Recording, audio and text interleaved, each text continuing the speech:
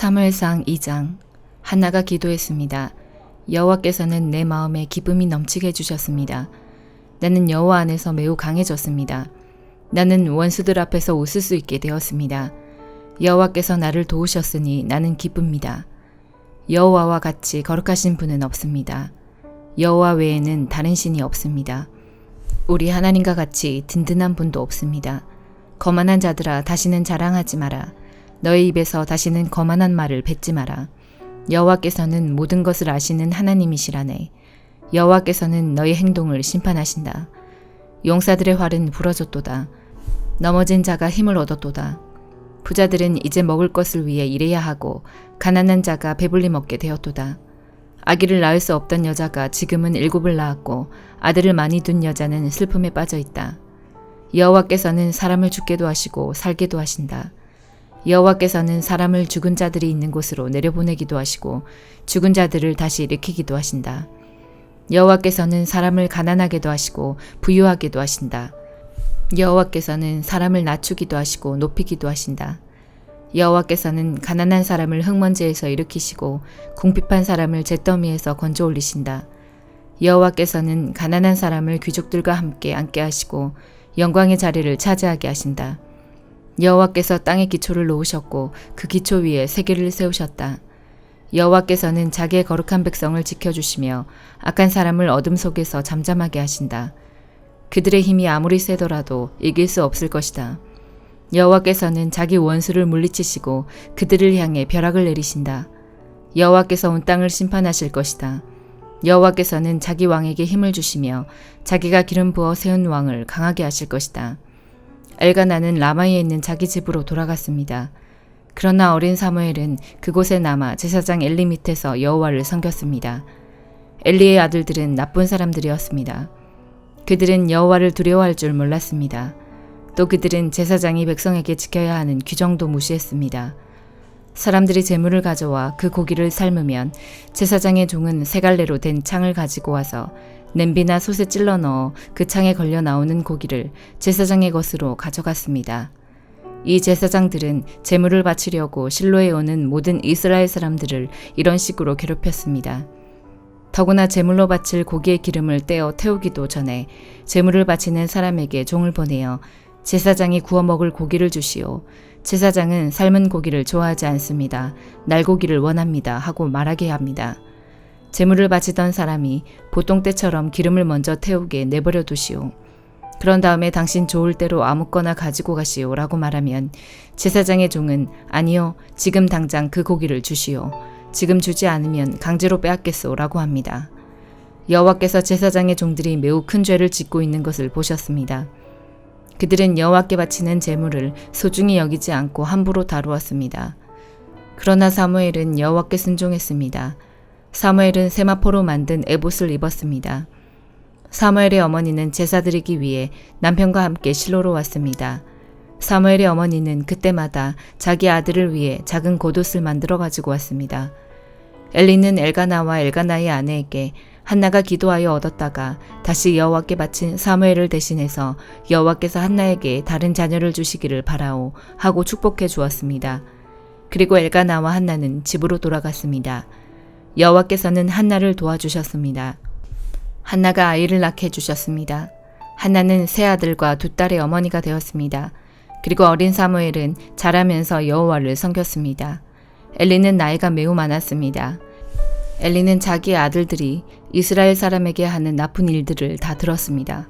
또 자기 아들들이 회막 앞에서 예배드리고 있는 여자들과 잠자리를 함께 한다는 이야기도 들었습니다. 엘리가 자기 아들들에게 말했습니다. 어찌하여 너희가 이런 나쁜 일들을 하느냐? 내가 너희들이 한 모든 일들을 이 백성들을 통해 다 듣고 있다. 얘들아, 그러면 안 된다. 너희들에 대한 소문이 좋지 않다. 너희가 이 백성에게 죄를 짓게 만드는구나. 다른 사람에게 죄를 지으면 하나님께서 도와주실 수 있으나 여호와께 죄를 지으면 누가 구해줄 수 있겠느냐. 그러나 엘리의 아들들은 아버지의 말을 들으려 하지 않았습니다. 그것은 이미 여호와께서 그들을 죽이려고 결심하셨기 때문입니다. 어린 사무엘은 점점 자라갔습니다. 그러면서 사무엘은 하나님과 백성을 기쁘게 했습니다. 하나님의 사람이 엘리에게 와서 말했습니다. 여호와께서 말씀하셨다. 나는 너희 조상 집안이 이집트의 파라오에게 노예로 있을 때 그들에게 나타났었다. 나는 그들을 이스라엘 모든 지파에서 뽑아내 제사장이 되게 하였다. 나는 그들에게 내 제단으로 올라가 향을 피우고 에봇을 입게 하였다. 또 나는 이스라엘 사람들이 바치는 제물 중에서 얼마를 너희 조상의 집안이 가질 수 있게 해주었다. 그런데 너희는 왜 여호와께 바치는 제물과 성물을 더럽히느냐? 너는 나보다 네 아들들을 더 귀하게 여기고 이스라엘 사람들이 나에게 바치는 고기 중에서 제일 좋은 부분을 먹어 살이 쪘도다. 이스라엘의 하나님 여호와께서 말씀하신다. 나는 전에 너와 네 조상의 집안이 영원토록 나를 섬기는 일을 맡을 것이라고 약속했었다. 그러나 지금은 여호와께서 이렇게 말씀하신다. 결단코 그렇게 하지 않겠다. 나는 나를 소중히 여기는 사람을 소중히 여길 것이고 나를 소중히 여기지 않는 사람은 나도 소중히 여기지 않을 것이다. 이제 너와 너희 조상의 자손들을 멸망시킬 때가 되었다. 너의 집안에는 오래 사는 노인이 없을 것이다. 너는 내 집에서 괴로움을 겪게 될 것이다. 이스라엘에는 좋은 일들이 있게 될 것이나 너의 집안에는 노인이 한 사람도 없게 될 것이다. 나는 한 사람을 남겨놓아 내 제단에서 제사장으로 일하게 할 것이다. 그러나 그 사람은 너의 눈을 멀게 하고 너의 가슴을 아프게 할 것이다. 네 집의 사람들은 젊어서 죽을 것이다. 내가 너에게 겉으로 드러나는 표시 한 가지를 보여주겠다. 네 두 아들 홈니와 비느하스는 같은 날에 죽을 것인데 네가 이것을 보고 나서야 내 말을 믿게 될 것이다. 나는 나를 위해 일할 충성스런 제사장을 뽑을 것이다. 그 사람은 내 말을 잘 듣고 내가 원하는 일을 할 것이다. 나는 그의 집안을 강하게 만들겠다. 그는 언제나 내가 기름 부은 왕 앞에서 제사장으로 일할 것이다. 그때 너희 집안에 남아있는 모든 사람이 그에게 와서 그 앞에 절하며 그에게 돈이나 먹을 것을 구걸할 것이다. 그들은 자신들이 먹고 살 수 있게 제사장으로 써달라고 말할 것이다. 로마서 2장. 그러므로 다른 사람을 판단하는 사람도 변명할 수 없게 되었습니다. 다른 사람을 판단하는 사람은 자신도 똑같은 행동을 하고 있으므로 자기 자신을 판단하는 셈입니다. 이런 일을 행하는 사람들에게 하나님께서 의로운 심판을 내리시리라는 것을 우리는 알고 있습니다. 악한 일을 행하는 사람들을 판단하면서 실은 자신도 똑같은 일을 하고 있는 사람에게 한마디 하겠습니다. 그대가 혹시라도 하나님의 심판을 피할 수 있다고 생각합니까? 그렇지 않다면 하나님의 자비로우심이 여러분을 회개로 이끄신다는 것을 깨닫지 못하고 그분의 자비로우심과 넓으신 아량과 오래 참으심의 풍성함을 멸시하는 것입니까? 어리석게도 이런 사람은 완고하고 회개하지 않음으로 말미암아 하나님의 의로우신 심판이 나타나는 날에 받을 진노를 스스로 쌓고 있습니다. 하나님께서는 각 사람이 행한 그대로 갚아주실 것입니다. 인내로서 선한 일을 행하며 영광과 존귀와 영원한 것을 구하는 사람들에게는 하나님께서 영생을 주실 것입니다. 그러나 이기적인 욕심만 가득하여 진리를 거스르고 옳지 않은 것을 따르는 사람에게는 하나님께서 진노와 화를 내리실 것입니다. 악한 일을 행하는 모든 사람에게 환난과 고통이 있을 것입니다. 유대인으로부터 시작해서 이방인들에게 이르기까지 그러할 것입니다. 그러나 선한 일을 행하는 모든 사람에게는 영광과 존귀와 평강이 있을 것입니다. 유대인으로부터 시작해서 이방인들에 이르기까지 그러할 것입니다. 그것은 하나님께서 모든 사람을 차별하지 않으시기 때문입니다. 율법을 모르는 사람들이 죄를 지으면 율법과 상관없이 망할 것이요. 율법을 아는 사람들이 죄를 지으면 율법에 따라 심판을 받을 것입니다. 그것은 하나님 앞에서는 율법을 듣는 사람이 의로운 사람이 아니라 오직 율법을 행하는 사람이라야 의롭다고 인정받기 때문입니다. 이런 까닭에 율법을 가지고 있지 않은 이방인들이 본성에 따라서 율법이 요구하는 대로 행하였다면 그 사람은 율법을 가지고 있지 않지만 자신이 자기에게 율법이 되는 것입니다. 이런 사람들은 율법이 요구하는 것이 그들 마음속에 새겨져 있는 것을 보여주며 그들의 양심이 그것을 증언하고 그들의 생각이 그들의 잘못을 고소하기도 하며 그들 자신을 변명하기도 합니다. 이 모든 일은 내가 전파한 복음대로 하나님께서 예수 그리스도를 통해 사람들의 비밀스러운 삶들을 심판하실 때 일어날 것입니다. 자신을 유대인이라 부르는 여러분은 어떠합니까? 여러분은 모세 율법을 의지하며 하나님과 사귄다고 자랑합니다. 여러분은 하나님의 뜻이 무엇인지도 알며 율법을 배웠기 때문에 무엇이 옳은지도 분별할 수 있습니다. 여러분은 스스로가 안 못 보는 사람의 인도자요, 어둠 속에 있는 사람의 빛이라고 확신하고 있습니다. 또 율법에서 지식과 진리의 근본을 터득했다고 하면서 여러분 자신을 어리석은 사람의 교사요, 어린아이의 선생이라고 생각합니다. 그러는 여러분이 다른 사람은 가르치면서 왜 여러분 자신은 가르치지 않습니까? 다른 사람에게는 도둑질하지 말라고 설교하면서 여러분 자신은 왜 도둑질을 합니까? 간음하지 말라고 말하면서 여러분은 왜 간음을 행합니까? 우상은 미워하면서 여러분은 왜 신전에 있는 물건을 훔칩니까? 율법이 있다고 자랑하면서도 그 율법을 지키지 않음으로써 하나님을 욕되게 하는 까닭은 또 무엇입니까? 너희 때문에 하나님의 이름이 이방인들 사이에서 욕을 먹고 있다고 성경에 기록된 말씀과 어쩌면 그렇게도 똑같습니까? 여러분이 율법을 지키면 여러분이 받는 할례는 가치 있는 것이 되지만 율법을 지키지 않으면 여러분은 할례를 받지 않은 사람처럼 되고 맙니다. 반대로 할례를 받지 않은 이방인이 율법이 명하는 내용들을 지키면 하나님께서는 그 사람을 할례를 받은 사람으로 여기지 않겠습니까? 할례는 받지 않았어도 율법을 지키는 사람이 할례는 받았으나 율법을 어기는 여러분을 오히려 율법의 파괴자라고 판단할 것입니다. 그러므로 겉모습만 유대인인 사람은 진정한 의미에서 유대인이 아닙니다. 그리고 몸에만 행해진 할례는 진정한 의미에서 할례가 아닙니다. 마음으로 유대인인 사람이 진정한 의미에서 유대인입니다.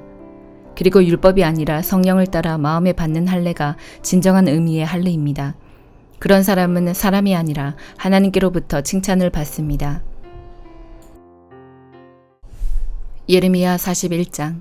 그의 7째 달에 엘리사마의 손자요 느다냐의 아들인 이스마엘이 아이감의 아들 그다랴에게 왔습니다.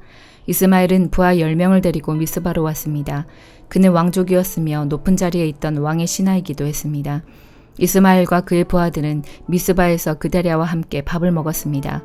밥을 먹던 중에 이스마엘이 부하 10명과 함께 자리에서 일어나더니 사반의 손자요 아이감의 아들인 그다랴를 칼로 쳐 죽였습니다. 그다랴는 바빌로니아 왕이 유다 총독으로 세운 사람이었습니다. 이스마엘은 그다랴와 함께 있던 모든 유다 사람들과 그곳에 있던 바빌로니아 사람들과 군인들도 죽였습니다. 그다랴가 죽임을 당한 이튿날 아직 아무도 그 사실을 알지 못할 때였습니다. 수염을 깎고 옷을 찢고 자기 몸에 상처를 낸 사람 80명이 세겜과 실로와 사마리아에서 와서 여호와의 성전에 곡식 제물과 향을 바치려 했습니다. 느다냐의 아들 이스마엘이 그들을 맞으려고 미스바에서 나왔습니다. 이스마엘은 그들을 맞으러 가는 동안 줄곧 울다가 그들을 만나자 이렇게 말했습니다. 나와 함께 아이감의 아들 그다랴를 만나러 갑시다. 그리하여 그들은 미스바 성 안으로 들어가게 되었습니다. 그들이 성 안으로 들어갔을 때에 느다냐의 아들 이스마엘과 그의 부하들이 그들을 죽이고 그 시체를 깊은 웅덩이에 던져 넣었습니다. 그러나 그들 가운데 살아남은 사람 10명이 이스마엘에게 말했습니다. 살려주십시오. 우리에게 밀과 보리와 기름과 꿀이 있는데 그것을 밭에 감추어 두었습니다. 그래서 이스마엘은 그들을 죽이지 않고 살려두었습니다. 이스마엘이 그 사람들을 죽이고 그 시체를 던져 넣은 웅덩이는 유다왕 아사가 이스라엘 왕 바하사의 공격을 막으려고 만들었던 것입니다. 그러나 느다냐의 아들 이스마엘은 그 웅덩이를 자기가 죽인 사람들의 시체로 가득 채웠습니다. 그런 뒤에 이스마엘은 미스바에 남아있던 사람들을 다 사로잡았습니다.